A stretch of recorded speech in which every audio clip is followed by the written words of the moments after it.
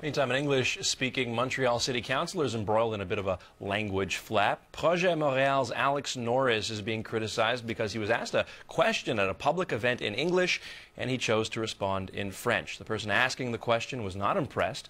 Tanya Kriviak reports.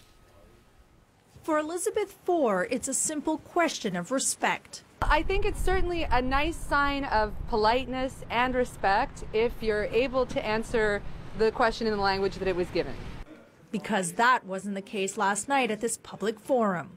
I'm sorry, but she's asking her questions in English and you're only answering in French. Could you maybe just answer bilingually? Here's how Anglophone Municipal Councillor Alex Norris responded. That young Montrealers are very fluent in French these days, and it's not necessary to translate.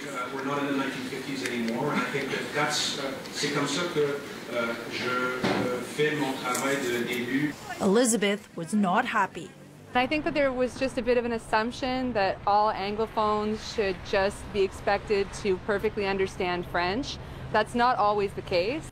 Alex Norris defends his words. To try to take this incident and use it to portray me as some sort of traitor to the cause of English, I think is really preposterous. Jennifer Crane isn't so sure. While she wasn't at the meeting, she saw the video on YouTube and was surprised. The fact that he is an Anglophone and refused outright to respond to a question from an Anglophone member in English, I don't understand it.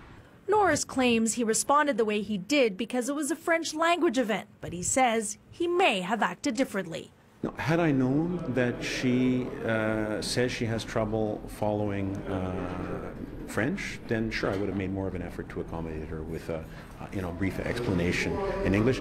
This Anglo-Montrealer has a different view on the language battle. I think it's very unfortunate that a lot of people reduce language in Quebec to being just a binary system, because there are many more than two languages spoken. As for Elizabeth, she just wants elected officials to respond to the questions in the language they were asked in.